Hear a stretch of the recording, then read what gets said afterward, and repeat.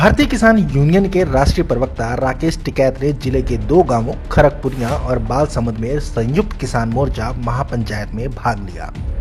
टिकैत ने गांव खरकपुरिया में उपस्थित हजारों किसानों व मजदूरों से कहा कि जब तक कानून वापसी नहीं तब तक किसान की घर वापसी नहीं होगी।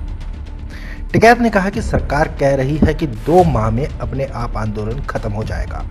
किसान तो फसल काटने के लिए गांव चला जाएगा, परंतु सरकार किसी वहम में न रहे। किसान को चाहे अपनी खड़ी फसलों में आग लगानी पड़े, एक फसल की कुर्बानी देनी पड़े, परंतु आंदोलन समाप्त नहीं होगा। उन्होंने कहा कि किसान सरकार को एक भी दाना नहीं देंगे और खड़ी फसल में आग लगा देंगे। देखो हालात क्या है, हालात अभी भी ये है कि सरकार कह रही कि 2 महीने में किसान अपने आप उठ जाएगा, फसल की कटाई होगी, किसान गांव चला जाएगा। आपको हाथ उठा के करना पड़ेगा कि एक फसल की कुर्बानी की जरूरत पड़ी तो खड़ी फसलों में आग लगानी पड़ेगी। हटाओ, कहा जाएंगे क्या होगा वो बता देंगे, जब भी पहले बताते नहीं। वो कमेटी सब सलाह करके आपस में जो खाप चौधरी है और जो जिम्मेदार जो लोग हैं इनका सबसे बता देंगे। तो धन्यवाद आप सब लोगों का, जितने लोग यहाँ पाए। जब तक कानून वापसी नहीं होंगे, घर वापसी नहीं आते, हमने तो मुझे फनागर की सीमा में जाना नहीं, कोई नहीं जा रहा। एमएसपी पे कानून बनेगा तो देश के किसान को लाभ होगा और हरियाणा और एनसीआर की पूरी जिम्मेदारी है कि पूरे देश का अगर लाभ लेना है तो आप लोगों की सबसे बड़ी जिम्मेदारी है। पूरा देश आपकी तरफ देख रहा है, आसाम का किसान भी देख रहा है। धन्यवाद, जय हिंद, जय भारत। राकेश टिकैत बोले कि 40 लाख ट्रैक्टर पूरे देश में जाएंगे। ट्रैक्टर भी वही है और किसान भी वही है और फिर किसान दिल्ली जाएगा। अब की बार हल क्रांति होगी। किसान अपने सभी कृषि औजारों के साथ दिल्ली जाएगा। अभी तो लाठी ही दिखाई थी, लेकिन सरकार ये नहीं जानती कि किसान की इस लाठी पर और भी बहुत कुछ लगता है। टिकैत ने कहा कि सरकार को शर्म आनी चाहिए कि कुछ उद्योगपतियों को फायदा पहुंचाने के लिए सरकार किसानों के अनाज को तिजोरी में बंद करना चाहती। सरकार की नीति ऐसी है कि आने वाले समय में कुत्ते भी भूखे मरेंगे। उन्होंने कहा कि ना तो पंच बदला है और ना ही मंच बदला है। पंच भी वही है और मंच भी वही है। फैसला करने वाले 40 पंच भी वही हैं। उन्होंने कहा कि किसानों के फैसले किसान अब खुद करेंगे। टिकैत ने कहा कि हरियाणा में पंचायतों के बाद अब पंजाब, हिमाचल, राजस्थान, गुजरात और बंगाल में भी पंचायतें होंगी। बंगाल में भी ट्रैक्टरों का जत्था पहुंचेगा और वहां इनका सफाया कर देंगे। दान पुण्य बहुत कर देंगे, लस्सी बांट देंगे, दूध बांट देंगे, लेकिन हमारे पास में ठेबंदी नहीं है। हमको ठेबंदी आदमी मिल गए जो सरदार कौम है, ये ठेबंदी है। लंगर भंडारा बहुत बढ़िया चला हुआ, अपना ठेबंदी का काम करते रहो, कोई इनकी भी बरक्की छोड़नी इनकी भी नहीं। और आपस में नातेदारी, रिश्तेदारी, ब्याह शादी में आना जाना को पंजाब, हरियाणा, उत्तर प्रदेश। और ज्यादा अगर खराब स्थिति सरकार ने करी तो ये दूर कहीं नहीं गए, ये आंदोलन भी चलाएंगे, ये ट्रैक्टर लेकर बंगाल की तरफ को भी चलेगा। सारा किसान अगर बंगाल की तरफ को हो जाए, सारा भाग्य सा पड़ देंगे। दिक्कत वहां पे भी बहुत है, बंगाल में भी। वहां के किसान को एमएसपी मिली नहीं रही, ना बिहार के किसान को मिल रही। वहां तो मंडियां भी खत्म कर दी बिहार में। घास जम गया, 55 फुट के पेड़, वो घास जम गए वहां पे बिहार में। वहां का जो समुद्र में जो मछली पकड़ने का काम करता है वे भी किसान है, फिशरीज के किसान उनको बोलते हैं। बहुत बुरा हाल उनका है। बड़ी बड़ी जो कंपनियां आ रही वे मछली पकड़ रहे, और जो वहां के समुद्र के नजदीक के जो लोग रहते थे वे बेरोजगार हो रहे। वे सब किसान है। मुर्गी पालन वाला भी किसान है, बकरी पालन वाला भी किसान है, अंडे का व्यापार करने वाला भी किसान है, सब्जी का भी किसान है। खाली किसान गेहूं, धान और गन्ने का किसान नहीं, जो भी धरती पे पैदा हो रहा है वो सब किसान है। ये लड़ाई जो हमारे कर्मचारी है, अगर किसी ने एक पोस्ट डाल दी तो उनको नौकरी से हटाओगे? कोई गुंडागर्दी है कोई? इनके लोग नौकरी करेंगे। अपने लोगों ने अगर कुछ कह दिया तो उनको नौकरी से हटाओगे? ये लड़ाई लड़ी जाएगी, उन कर्मचारियों की लड़ाई भी लड़ी जाएगी। जो फोर्सेस के लोग हैं उनकी लड़ाई भी लड़ी जाएगी। उनके भी क्वार्टर छोटे बना हुए हैं जो पुलिस और उसके लोग हैं, उन पर ड्यूटी देंगे वे 24-24 घंटे और तनख्वाह उनकी कितनी है? और मकान उनका 2 कमरों का 2 कमरों का क्या 2 रसोई का मकान दे रखा। कोई रह सके जो पुलिस के हमारे जवान है उनके क्वार्टर में जाकर उनका अगर माँ बाप जान लगे तो ये लड़ाई उनकी भी है। ये लड़ाई सभी कर्मचारियों की, लड़ाई महंगाई के खिलाफ है। किस हिसाब से डीजल और पेट्रोल के रेट बढ़ रहे, फसलों के दाम बढ़ाओगे नहीं, दूसरी कीमतें बढ़ाओगे। इनसे क्वेश्चन करो, जो बिल्लू ने कहा बिल्कुल ठीक कहा।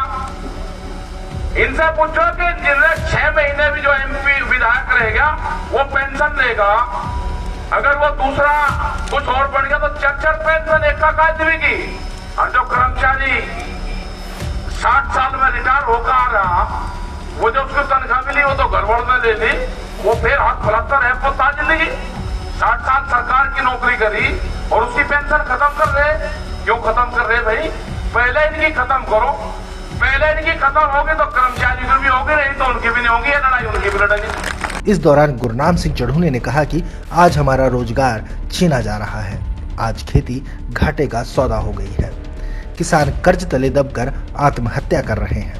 ये कानून लागू हुए तो फसलें मनमाने दामों पर खरीदी जाएंगी, किसान जमीन बेचने पर विवश हो जाएगा।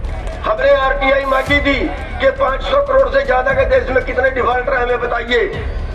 बताया गया, हमारे पास जवाब आया कि हम बता नहीं सकते, देश का व्यापार खराब हो जाएगा। 500 करोड़ से बड़ा डिफॉल्टर कौन है उसको बताने से देश का व्यापार खराब होगा। और हमारा 2 लाख का डिफॉल्टर, 1 लाख का डिफॉल्टर, उसकी फोटो लगा के बैंक में उसका पोस्टर लगा दिया गया उसकी इज्जत खराब करने के लिए। हमारी नीलामी आ गई, 2 लाख रुपए में 1 लाख रुपए में किसान की नीलामी आ गई, किसान में पोस्टर चिपका दिए गए। और साथियों, हम कहते हैं गई इज्जत बचा कुछ नहीं और बची इज्जत गया कुछ नहीं। इज्जतदार किसान 7 दिन चढ़ने से पहले रात को फांसी खा गया। 3.5 लाख मर गए हैं पिछले 20 साल में और हम अभी चुप हैं। हम अभी चुप हैं, इतने पे सरकार को सब्र नहीं आया। अरे इसी देश के अंदर एक आदमी की 1 घंटे की आमदन 90 करोड़ रुपए है। 90 करोड़ 1 साल की गिने, जितना पूरे देश के किसानों पे कर्जा है ना, इतना तो एक आदमी की आमदन है साल की। अरे जितना पूरे देश के किसानों पे कर्जा है ना, इससे 2 गुना तो हमारा पूंजीपतियों ने मार लिया बैंकों का, जिसको एनपीए बोलते हैं हम। कहाँ खड़ा है देश? हमने क्या खा दिया देश का? हमारे ऊपर तलवार क्यों लटका दी? अभी खेती हमारा जिंदा रहने का साधन है, ये भी हमारे से छीनेंगे क्या? अरे फिर मरना तो फिर भी भूख से है, अभी लड़ मरो। जिले के अधिकारी आके, जब उस जिले के अधिकारी आके ये कहे कि अब के बाद इस जिले में पुलिस नहीं आएगी दिल्ली की, तब छोड़ना। मार पिटाई नहीं करनी, शांति से बिठा लेना है, खिलाना पिलाना है, लेकिन दिल्ली की पुलिस को बता दीजिए कि हरियाणा के किसानों से पाला पड़ा हुआ है। साथियों, मैं बहुत ज्यादा टाइम नहीं लूंगा क्योंकि आगे प्रोग्राम है टिकैत साहब का, इसलिए मैं अपनी बात को यही समाप्त करता हूं और आस करता हूं। एक बात छोटी सी और रह गई है कि इस वक्त हमारा मकसद क्या है? हमारा मकसद हार डलवाना नहीं है, हमारा मकसद स्वागत करवाना नहीं है। हम आज युद्ध के मैदान में हैं, हम आज लड़ाई के मैदान में हैं और वहां पे हमारी संख्या कम हो गई है। साथियों, मैं आपसे एक बेनती करना चाहूंगा, आप हर गांव में एक तय कर लीजिए कि इस गांव से इतने आदमियों की हाजिरी वहां पक्की रहेगी। पहले चले जाएंगे, दूसरे आ जाएंगे, पक्की हाजिरी वहां पे लगाइए ताकि वहां पे संख्या हमारी बड़ी रहे। अरे गुंडे हैं, बीजेपी वाले का नहीं पता, 3 बार हमला करवा दिया हमारे ऊपर, 3 बार हमला करवा लिया बीजेपी के गुंडों ने। पुलिस लेके आते हैं, साथ में गुंडे साथ में आते हैं, 400-500। साथियों, वहां पे हाजिरी कम नहीं होनी चाहिए। आप तय कर लीजिए, गांव वाइज तय कर लीजिए कि इतने लोग आपके गांव से वहां पे परमानेंट रहेंगे।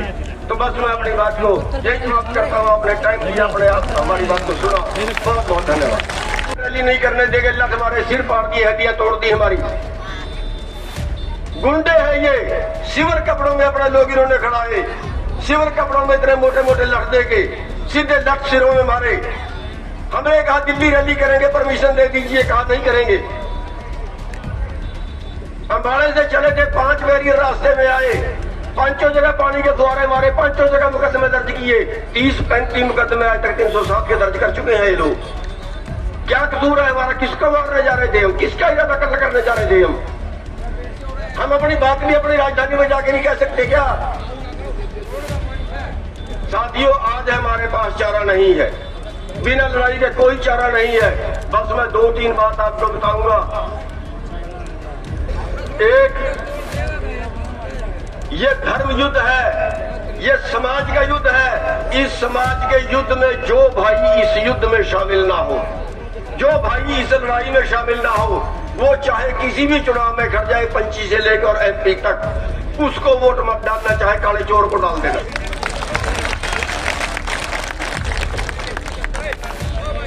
दूसरा, इसके 3 पुत्र हैं, अंबानी, अडानी और रामदेव। उनका सामान मत खरीदना, चाहे किसी का खरीद ले। साथियों, हमने जरूर शांति बना के रखनी है। हमने किसी पुलिस से नहीं झगड़ना, हमारे बेटे हैं। हमने किसी अधिकारी से नहीं झगड़ना, कानून के बांधे हुए हैं।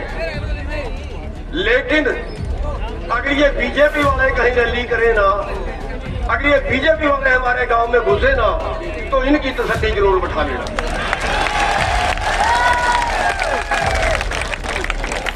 साथियों, अभी हमारे हजारों नोटिस आ गए हैं, हजारों नोटिस, फोटो देख रहे हैं, गाड़ी की फोटो देख रहे हैं, जो दिल्ली गए थे, हजारों नोटिस आ गए। उसके पास नोटिस आता है, पुलिस में आओ, और जाता है तो दिल्ली में बिठा लेते हैं।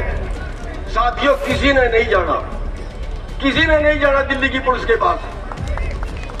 और अगर दिल्ली की पुलिस आपको गिरफ्तार करने आती है, कई जगह से हमें शिकायतें आ रही है, यहां से आके गिरफ्तार कर लेते हैं, तो दिल्ली पुलिस को गिरफ्तार कर लेना, यहीं पे बिठा लेना, तो ऑफिस नहीं जानी चाहिए।